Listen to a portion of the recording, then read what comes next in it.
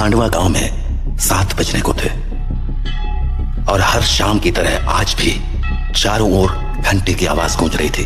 7 बजने वाले हैं, अपने अपने घरों की तरफ बढ़ते रहें। 7 बजने वाले हैं, अपने अपने घरों की तरफ बढ़ते रहें। हेलो जी राणा साहब। बोला 7 बजने वाले हैं, सब लोग घर गए या नहीं? जी जी राणा साहब, लगभग सब चले ही गए। लगभग? तू जानता है ना 7 बजे के बाद क्या होता है? फौरन घर भेज सबको। जी जी आप चिंता मत कीजिए, 7 बजने से पहले मैं सभी को घर भेज दूंगा। ठीक है, तू भी जल्द घर चले जा। जी राणा साहब, कल मिलते हैं। देव। हाँ पापा। 7 बजने वाले हैं, जाओ जाके सारे खिड़की दरवाजे बंद कर दो। हाँ पापा। 7 बजने वाला है, अपने अपने घरों की तरफ बढ़ते रहो। हे चलो रे सब, दुकान बंद हो गई अब। अरे काकी चाय तो पिला दे। अरे बावड़े, घंटी की आवाज ना सुन के तेने 7 बजने को है, जल्दी से घर निकल वरना। अरे गुड़िया तू बहुत सोचती है, ये सब बस फालतू की बातें हैं, इतना दिमाग मत लगाया कर। बब्बन बेटे, थारे से बहस करने का समय ना है हमारे पास। बेहतर होगा कि 7 बजने से पहले तू अपने घर पहुंच जा, क्योंकि अगर रास्ते में वो मिल गए ना तो दोबारा यहाँ मत आइयो, क्योंकि मैं दरवाजा ना खोलूंगी, समझ गया? जा यहाँ से अब। हाँ जाता हूँ। हाँ बोलो राणा साहब। काकी सब लोग घर चले गए ना? हाँ सब चले गए। ठीक है, आप भी याद से खिड़की दरवाजे बंद कर लेना। रोज फोन करके यही बोले है तू। अरे 7 महीनों से गांव में कुछ ना हुआ तो अब क्या हो जाएगा? 7 महीने पहले जो हुआ था वो दोबारा भी हो सकता है, इसलिए सावधानी जरूरी है। पापा। हाँ? सारे खिड़की दरवाजे लगा दिए। और पर्दे लगाए? पर्दे क्यों? खिड़कियाँ लगा तो दी हैं, और वैसे भी वो लोग तो तभी अंदर आ सकते हैं ना जब उन्हें अंदर बुलाया जाए, तो फिर। देव, होश में हो? ये क्या बोल रहे हो? अरे हम पर्दे उनसे छिपने के लिए थोड़ी लगाते हैं, बल्कि इसलिए लगाते हैं ताकि हम उन्हें ना देख सके, उनसे बात ना कर सके और उनके बहकावे में ना आ सके। ऐसी गलती बहुत से लोगों ने की थी, उनके साथ क्या हुआ ये पूरा गांव जानता है, इसीलिए अच्छा होगा कि हम वो गलतियां ना दोहराएं। पापा, क्या मम्मी के साथ भी ऐसा ही कुछ हुआ था? क्या वो भी? 7 बज गए, जाओ जल्दी से जाके पर्दे लगा दो, वो लोग अब आते ही होंगे। हाँ। तो राणा साहब की बात मानकर देव खिड़कियों पर पर्दे लगाने के लिए चला गया, और अभी वो पर्दे लगा ही रहा था कि उसने ऐसा कुछ देखा जिससे उसके होश उड़ गए। देव बेटा। मम्मी आप? हाँ बेटा, मैं ही हूँ। पर आप यहाँ कैसे? तुमसे मिलने आई हूँ बेटा। हाँ, पर आप तो मर गए थे ना? नहीं तो, देखो मुझे, मैं तो जिंदा हूँ। लेकिन पापा ने तो बोला आप मर चुके हो। फिर? तुम्हारे पापा झूठ बोल रहे हैं बेटा। मतलब आप मरे नहीं हो? नहीं, मैं तो बस रास्ता भटक गई थी, आज बहुत मुश्किल से तुम्हारे पास आ पाई हूँ, बस तुमसे मिलने। हाँ सच्ची? हाँ बेटा, हाँ। अब चलो मुझे अंदर आने दो, 7 बज गए हैं, वो लोग आते ही होंगे। हाँ, मैं पापा को बोलता हूँ। नहीं नहीं, पापा को क्यों बुला रहे हो? वो मुझे देख तो पाएंगे नहीं, और जब तक मैं उन्हें समझाऊंगी तब तक तो बहुत देर हो जाएगी, इसलिए तुम ही जल्दी से दरवाजा खोल दो, जाओ। पर पापा ने 7 बजे के बाद दरवाजा खोलने से मना किया है। बेटा मेरे पास ज्यादा वक्त नहीं है, मैं ज्यादा देर तक बाहर नहीं रह सकती, तुमने दरवाजा नहीं खोला तो। नहीं, मैं खोलता हूँ। थैंक यू बेटा। तो देव अपने घर के दरवाजे पर पहुंचा और दरवाजा खोल दिया, पर जब सामने कोई नहीं देखा तो उसने अपनी मम्मी को आवाजें लगानी शुरू की। मम्मी, अरे मम्मी कहाँ गई? मम्मी कहाँ हो? जल्दी आओ ना। देव! पापा, तुमने दरवाजा क्यों खोला है? देव बेटा। मम्मी। देव मम्मी को अपनी ओर आते देख ही रहा था कि तभी राणा साहब ने एकदम से लाइट्स बंद कर दी, और लाइट के अचानक बंद होते ही देव पीछे पलटा तो उसके सामने अंधेरे में राणा साहब खड़े थे, जो देव को चुप रहने का इशारा कर रहे थे। देव बेटा, अरे कहाँ चले गए तुम? देखो मैं आ गई, मम्मी से नहीं मिलोगे? देव। नंदिनी देव को आवाज लगा रही थी, पर वो वहां था ही नहीं, क्योंकि राणा साहब ने उसे बगल वाले कमरे में छिपाकर दरवाजा बंद कर दिया था। पापा बाहर मम्मी थी और। देव शांत हो जाओ, मैंने कहा था ना तुम्हारी मम्मी मर चुकी है। पर पापा उन्होंने बोला वो जिंदा है। और देव बेटा, तुम अंदर हो ना? दरवाजा नहीं खोलोगे? तुम्हारी मम्मी आ गई, दरवाजा खोलो बेटा। पापा कोई आवाज मत करो। लेकिन पापा मुझे मम्मी से मिलना है। तुम्हें अगर सच में लगता है कि वो तुम्हारी मम्मी है तो उनसे कल सुबह मिल लेना, ठीक है? पर अभी के लिए शांत हो जाओ। राणा सा, ओ राणा सा, अरे मिलने दो ना मुझे देव से। कब तक झूठ बोलोगे उससे कि मैं मर चुकी हूँ?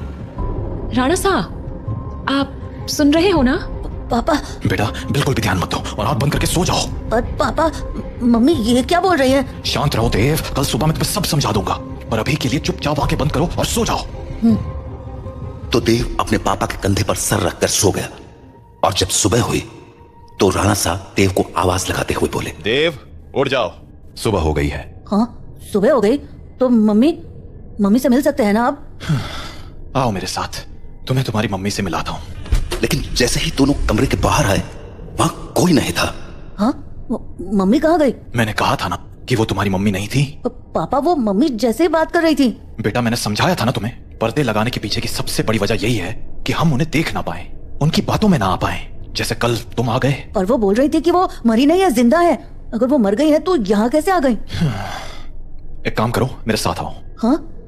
कहाँ पापा? बस चलो मेरे साथ, तुम्हें कुछ दिखाना है। तो उसके बाद वो दोनों गांव के लगभग बाहर चले आए और वहां पहुंचते ही देव बोला, पापा हम लोग यहाँ क्यों चले आए? बताता हूँ, पर पहले आसपास देखकर ये बताओ कि यहाँ क्या दिख रहा है तुम्हें? यहाँ तो कुछ भी नहीं है। आसपास बहुत सारे पेड़ हैं, सामने गांव से बाहर जाने का रास्ता है और पास में बब्बन भैया का घर है। तुम्हें कहीं पर कोई बस दिख रही है क्या? हाँ, वो उस तरफ एक पुरानी सी बस है। क्यों? बेटा ये वही जगह है जहाँ तुम्हारी मम्मी की मौत हुई थी। हाँ, उस दिन हमें शहर से लौटने में देरी हो गई थी और गांव पहुंचते पहुंचते सुबह के 4 बज गए। सूरज निकलने में थोड़ा वक्त था तो गांव के सभी घरों की खिड़की दरवाजे बंद ही थे, इसीलिए सुबह होने तक हमारे पास झाड़ियों में छिपे रहने के अलावा कोई चारा नहीं था। हम लोग एक झाड़ के पीछे छिपे ही थे कि मैंने तुम्हारी मम्मी की एक आवाज सुनी। नंदिनी, क्या हुआ? राणा साहब, उन्होंने हमें देख लिया है, हमें कहीं और जाना पड़ेगा। हाँ, पर कहाँ? आसपास कोई घर है? घर तो है, पर मुझे नहीं लगता कि अभी कोई दरवाजा खोलेगा। तो अब क्या करें? वहाँ एक पुरानी सी बस है, हम उसमें जाकर छिप सकते हैं। हाँ ठीक है, चलो। तो हम दोनों फटाफट उस बस के पास पहुंच गए, पर फिर क्या हुआ? मैं तो बस के अंदर चला गया, पर तुम्हारी मम्मी मेरे पीछे नहीं आ पाई क्योंकि वो बाहर खड़े होकर किसी से बात करने लगी। क्या हुआ बेटा, क्यों रो रहे हो? आंटी, मुझे बहुत डर लग रहा है। मैं बाहर छूट गई हूँ, मेरा घर बहुत दूर है। अरे बेटा रो मत, एक काम करो, मेरे पास आओ, हम लोग इस बस में छिप जाएंगे, फिर वो लोग हमें नहीं ढूंढ पाएंगे। सच में आंटी, कोई नहीं ढूंढ पाएगा? हाँ पक्का, कोई नहीं ढूंढ पाएगा। आ जाओ। थैंक यू आंटी, पर मैंने तो आपको ढूंढ लिया। मैं नंदिनी को बचाने के लिए बस के बाहर जाने लगा, पर तब तक बहुत देर हो चुकी थी। बस को उन लोगों ने चारों तरफ से घेर लिया था। हेलो अंकल, बाहर आओ ना, खेलो हमारे साथ। और शायद मुझे देखकर हंसे जा रहे थे। उन आवाजों को सुन मैं इतना घबरा गया कि अपनी जगह से हिल भी ना पाया। और थोड़ी देर बाद वो आवाजें आनी बंद हो गईं और गांव के लोगों की आवाज सुनाई देने लगी। मैं समझ गया था कि सुबह हो चुकी थी, तो मैं बस के बाहर निकलकर तुम्हारी मम्मी को आवाज लगाने लगा, पर वहां अब कोई नहीं था। मैं कई दिनों तक उसके लौटने का इंतजार करता रहा, पर वो नहीं लौटी। फिर जब गांव वालों ने मुझे बताया कि रात 7 बजे के बाद उन बाशिंदों के साथ नंदिनी भी शिकार पर आती है, तो मुझे इस गांव का एक गहरा राज समझ आया। क्या राज? यही कि जो लोग रात को इस गांव में आते हैं वो इसी गांव के रहने वाले थे, पर उनकी मौत के बाद वो ऐसे बन गए।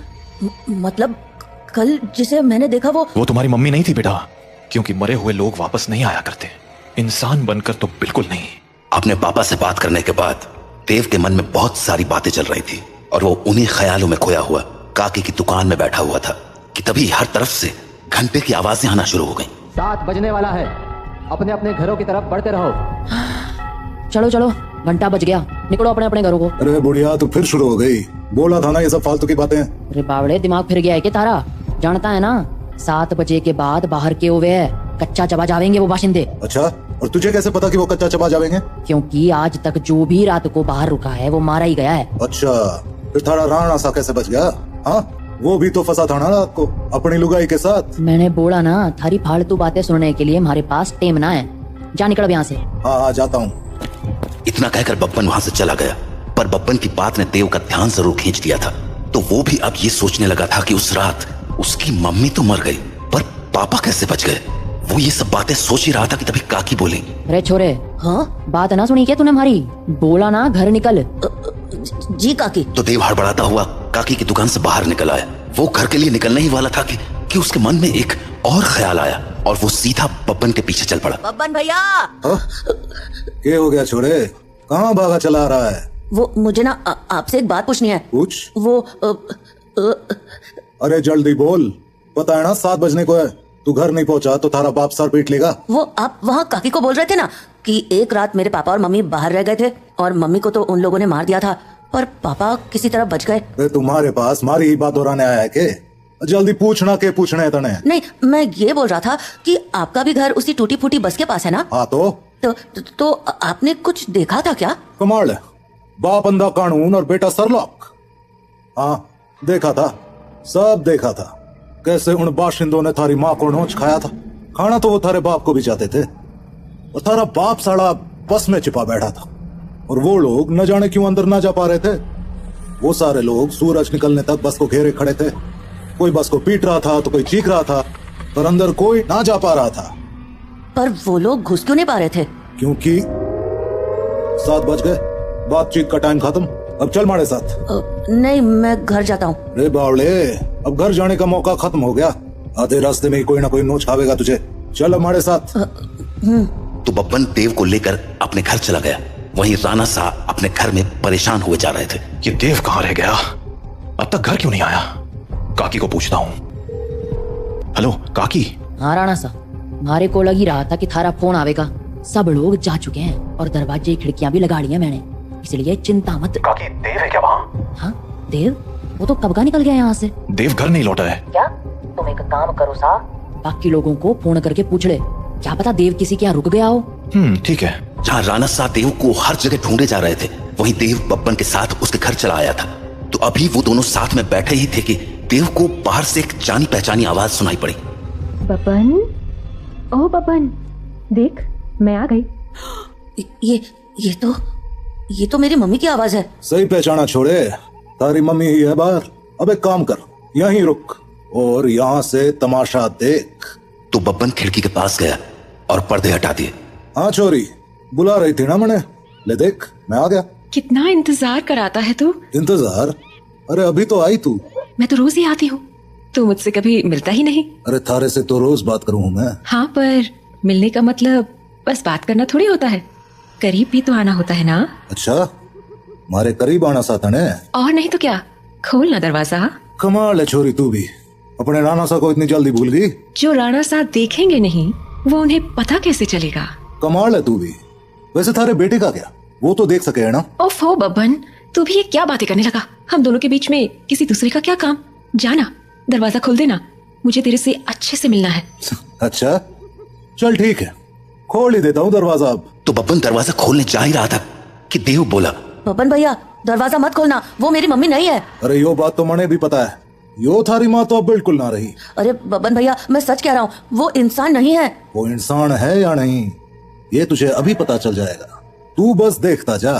तो इतना कहकर बब्बन ने दरवाजा खोल दिया और सामने खड़ी नंदिनी से बोला, हाँ छोरी, मिलना था ना तने मारे से, आजा अंदर आजा। बब्बन की बात सुनकर देव के तो होश ही उड़ गए। पर तभी कुछ अजीब हुआ। उसने देखा कि उसकी मम्मी दरवाजे पर तो खड़ी थी, पर दरवाजे से अंदर नहीं आ रही थी। क्या हो गया, रुक क्यों गई, आजा अंदर। नंदिनी कुछ देर तो वैसे ही खड़ी रही, पर फिर बोली, तू बाहर क्यों नहीं आ जाता बब्बन, मैं तुमसे यही मिल लूंगी। अरे अभी तो अंदर बुलाने को कह रही थी, अब बाहर बुला रही। देख छोरी, आना तो तुझे ही पड़ेगा, अब सोच ले। तू भी ना बब्बन, कितना इंतजार कराएगा, आ जाना बाहर। नंदिनी के जवाबों को सुनकर देव के मन में बहुत सारे सवाल उठने लगे थे, जैसे कि उसकी मम्मी घर के अंदर क्यों नहीं आ रही थी और वो बार बार बब्बन को बाहर आने को क्यों कह रही थी। देव धीरे धीरे बब्बन के पास पहुंच गया, पर इससे पहले कि वो बब्बन से कुछ पूछता, उसे नंदिनी ने देख लिया और वो बोली, अरे बेटा देव, तुम भी यहाँ हो, आओ ना, मम्मी से नहीं मिलोगे? कल हम मिल नहीं पाए थे ना, आ जाओ, आज मिलते हैं। देखो बाहर तुम्हारे साथ खेलने के लिए इतने सारे बच्चे भी हैं, हम खूब मजे करेंगे, आ जाओ बेटा।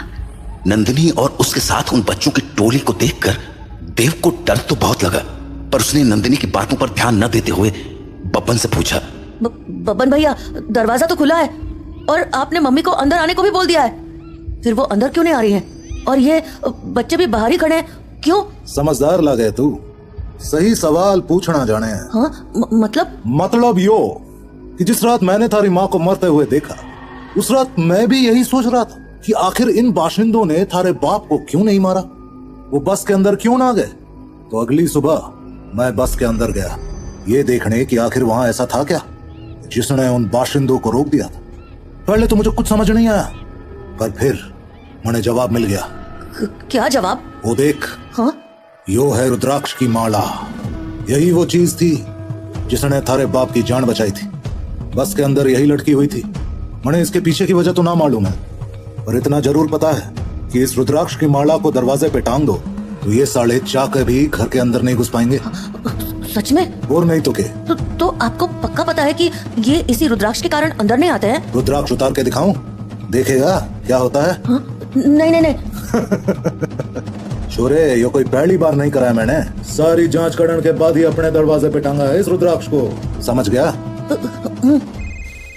ये ले, तारे बाप ने फोन मिला दिया। हेलो, हाँ राणा सा, हाँ चिंता ना करो, थारा छोरा हमारे पास ही है और पूरी तरह सुरक्षित है। चलो, शुभ रात्रि।